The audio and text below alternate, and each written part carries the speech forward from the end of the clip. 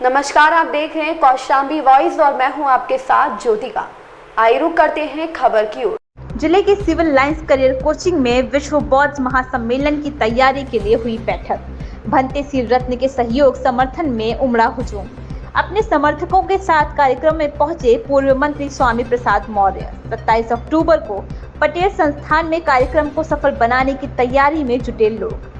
प्रयागराज के civil lines के career coaching में विश्व बौद्ध महासम्मेलन की तैयारी को लेकर एक बैठक हुई। इस बैठक कार्यक्रम में कौशाम्बी, प्रतापगढ़, बांदा, चित्रकूट सहित कई जिलों के लोग शामिल हुए। कार्यक्रम में पूर्व मंत्री स्वामी प्रसाद मौर्य भी शामिल हुए। भंते सिंह रत्न के इस कार्यक्रम में सैकड़ों लोगों ने 27 अक्टूबर 2024 को होने वाले विश्व बौद्ध महासम्मेलन को सफल बनाने की रणनीति पर चर्चा की। प्रयागराज के पटेल संस्थान आलोपी बाग में हो रहे इस विशाल कार्यक्रम को लाखों लोग आमंत्रित एक बड़ा बुद्ध महासम्मेलन किया जा रहा है। भंते सिंह रत्न ने कहा, प्रयागराज में कुंभ पर्व 1600 वर्ष पहले बौद्ध सम्राट हर्षवर्धन ने इसकी शुरुआत की है। यहाँ विभिन्न स्थानों, देशों और विदेशों से लोग भारत की संस्कृति से प्रभावित होकर आते हैं और यहाँ की संस्कृति और बुद्ध के उपदेशों और आदर्शों को अपनाते हैं। बुद्ध ने जो ज्ञान का उपदेश दिया है वो मानव जीवन के कल्याण के लिए है। इस कार्यक्रम में मुख्य अतिथि स्वामी प्रसाद मौर्य ने कहा कि बुद्ध धर्म दुनिया का धर्म बन गया है। भारत में अंधविश्वास फैलकर बड़े बड़े धर्माचार्य लोग हिंदू धर्म के नाम पर दुकान चला रहे हैं। इस धर्म में मानव एक समान नहीं है, समानता बराबरी की बात नहीं है। जहां हमारी परछाई से भी नफरत है, वो धर्म हमारा धर्म नहीं हो सकता। हमारा धर्म बुद्ध धर्म है जो दुनिया में मानवता और भाईचारा तथा बराबरी का संदेश देता है। उन्होंने कहा कि आज सरकार दलितों, पिछड़ों, मुस्लिमों और बुलडोजर चला रही है, लेकिन मुख्यमंत्री के जाति के लोग गुंडाई कर रहे हैं। उन पर कोई भी कार्रवाई नहीं हो रही है। भारत में हर जगह बुद्ध ही बुद्ध है। जहाँ खुदाई शुरू किया जाता है वही बुद्ध की मूर्ति निकल आती है। यह बुद्ध का देश है, इसीलिए पूरी दुनिया में भारत को विश्व गुरु के रूप में पहचान मिली है। क्या हिंदू का दुश्मन हो सकता था? नहीं। इसका मतलब ये हमें हिंदू नहीं मानने। हम आपको बहुत सामान्य हैं। इस देश के सर्वोच्च कुर्सी पर बैठी संविधान की मुखिया जब राष्ट्रपति द्रौपदी मुर्मू जी को दिल्ली के जगन्नाथ मंदिर में जाने से रोक दिया जाता है, पहले दिल्ली के बाहर रोक दिया जाता है, जबकि उन्हीं के अधीन मंत्रिमंडल का एक मंत्री असली वैष्णव मंदिर के अंदर जाके पूजा करता है, लेकिन राष्ट्रपति को मंदिर परिसर में बना हुआ बैरिकेडिंग के बाहर रोक दिया जाता है। क्यों? इसलिए तो आदिवासी समाज पैदा हुआ है। इसके पहले जब रामनाथ कोविंद राष्ट्रपति थे, वो राजस्थान गए थे, ब्रह्मा मंदिर पुष्कर के ब्रह्मा मंदिर का दर्शन करने गए थे। वहां के पंडों ने राष्ट्रपति रामनाथ कोविंद जी को सीढ़ी के बाहर रोक दिया गया कि आप अंदर नहीं जा सकते। क्यों? क्योंकि दलित समाज में पैदा हुए। बाहर सीढ़ी पर हाथ जोड़ करके लौट आए। अखिलेश यादव जी इस प्रदेश के मुख्यमंत्री रह चुके थे, उनके पिताजी 3 बार मुख्यमंत्री रह चुके थे, लेकिन जब मुख्यमंत्री आवास खाली किया, यही सत्ता में बैठे हुए लोग जो कहते हैं सबका साथ, सबका विकास, सबका विश्वास, इन्हीं लोगों ने उस कोठी को पहले गोमूत्र से धुलवाया, उसके बाद गंगाजल से धुलवाया। क्यों? क्योंकि अखिलेश भी पिछड़ी समाज के थे। यानी ये हमारा अपमान करने से नहीं चूकते, चाहे राजनीतिक पद पर ही पहुंच जाए, सबसे बड़ा पद राष्ट्रपति का होगा। यानी सबसे बड़े पद पर पहुंचने के बाद भी राष्ट्रपति को मंदिर में जाने से रोक दिया जाता है। एक नहीं, 2 इसके उदाहरण हैं।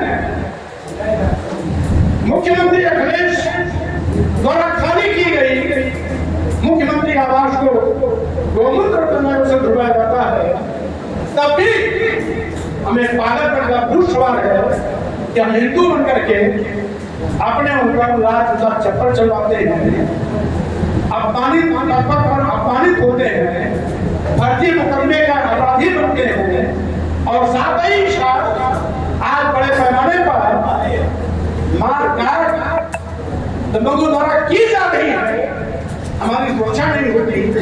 फिर भी हम हिंदू पर पागल होकर आज ऐसे सिर काटने वाले, बुरी तरह मारपीट करने वाले, प्रताड़ित करने वाले, मौत के घाट उतारने वाले सरकार का झलकू बन गुलाम बनकर हम अपने अतीत गौरवशाली इतिहास के साथ मजाक कर रहे हैं। साथियों, मैं कहना चाहूंगा स्मृति जी पूरी दुनिया में कई बार के दौरे हो चुके, धर्म के प्रचार प्रसार के लिए विभिन्न देशों में आते जाते रहते हैं। ये भी शांति जिंदगी जी सकते थे, लेकिन 24 घंटा ये लोगों के बीच में जाकर के अपने अतीत गौरवशाली इतिहास के रास्ते पर चलने के लिए हमें प्रेरित करते हैं। क्यों आज इन्होंने गोरखपुर में विशाल मौत सम्मेलन किया, मेरठ में किया, यहाँ करने जा रहे हैं, लखीमपुर में किया बहुत किया, लेकिन जो बड़े कार्यक्रम हम इसकी बात कर रहे हैं जो 25,000, 40,000, 50,000 के ऊपर की क्षमता की, और इसीलिए आज 43 समिति की बैठक में मैं इसीलिए आया हूँ कि साथियों अकेला चना कभी भाग नहीं पड़ेगा, अकेला चना कभी भाग नहीं पड़ेगा। इसलिए इस सरदार पटेल संस्थान में आयोजित होने वाले 27 अक्टूबर के ऐतिहासिक बौद्ध सम्मेलन कार्यक्रम को सफल बनाने के लिए आप सभी अपने अपने हाथ से तैयारियों में अभी से जुट जाए। हर नौजवान यहाँ पर बैठा हुआ ये मान ले कि इस कार्यक्रम के आयोजन केवल सुमित भक्त जी नहीं, बल्कि इस आयोजन के हम जिन आप मान लोगे कि इस आयोजन के आप सभी लोग ये मान लोगे कि इस आयोजन के हम आयोजक हैं, तो जिन कार्यक्रम अपने आप सफल बन जाए।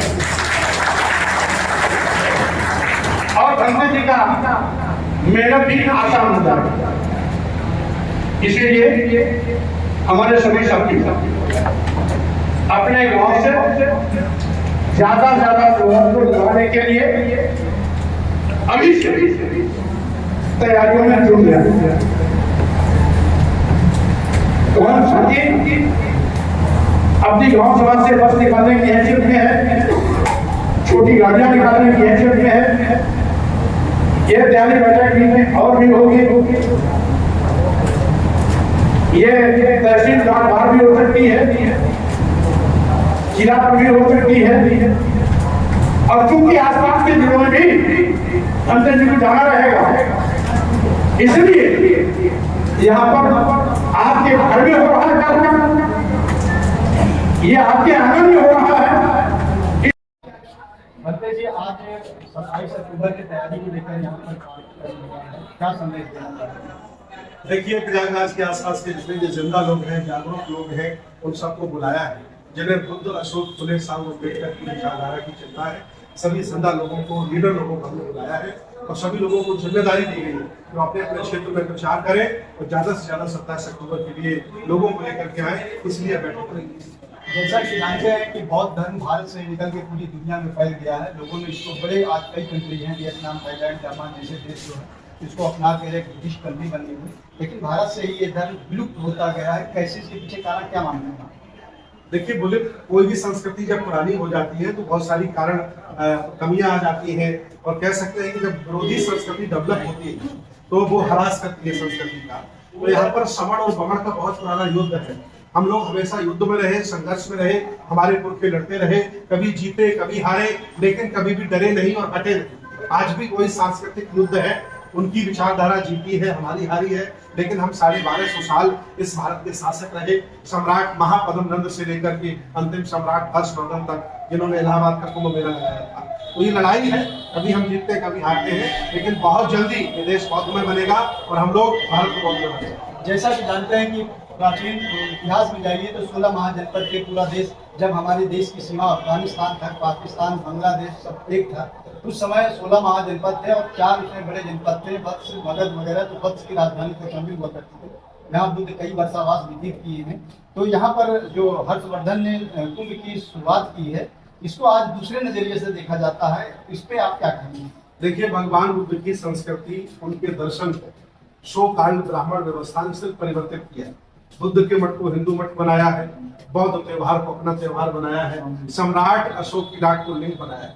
इन्होंने सिर्फ रूप परिवर्तित किया है, बाकी उनका कुछ है नहीं, सब चोरी का है, बलात् कब्जे का है। धीरे धीरे पर्दा खुल रहा है, अंग्रेज आए, खुदाई हुई, बाबा साहब आए, चर्चा हुई, आज हम लोग लगे हैं जहां खुद वहां बुद्ध निकल आते हैं। ये यहाँ की आम जनता 100 करोड़ आबादी जानेगी कि हम पुराने शासक हैं, बौद्ध हैं। ये लोग जो चोरी करके आज बैठे हैं भाग जाएंगे, इनका आता पता नहीं जाएगा। आखिर आपका जो 27 अक्टूबर को कार्यक्रम हो रहा है, विश्व बौद्ध महासम्मेलन, इसमें कितने देशों के लोग भाग ले रहे हैं और आपने प्रयागराज स्थान को ही क्यों चुना? प्रयागराज एक बहुत ही पुरानी धरती है, ये वत्स क्षेत्र है, कौशाम्बी है। राजा उदयन यहाँ के शासक थे, अंतिम नाग राजा यहाँ का शासक था। नाग मतलब शेड्यूल कास्ट की जितनी जातियां हैं सब नागराज से जुड़ी हुई हैं। तो ये पुरानी बौद्ध धरती रही, यहाँ कभी भी इस तरह का हुआ नहीं, पाखंडियों ने कब्जा कर लिया था। इसलिए हम लोग आए हैं ताकि यहाँ के लोगों को जगाया जाए और पुराने गौरव से जुड़ा जाए। ये बात कर रहे हैं हमारे साथ भंते शिवरत्न जी, जिन्होंने बताया कि प्रयागराज की धरती से यहाँ पर एक तरह से बौद्ध सम्मेलन का एक बहुत बड़ा आगाज होने जा रहा है। यहाँ से संदेश पूरी दुनिया में जाएगा।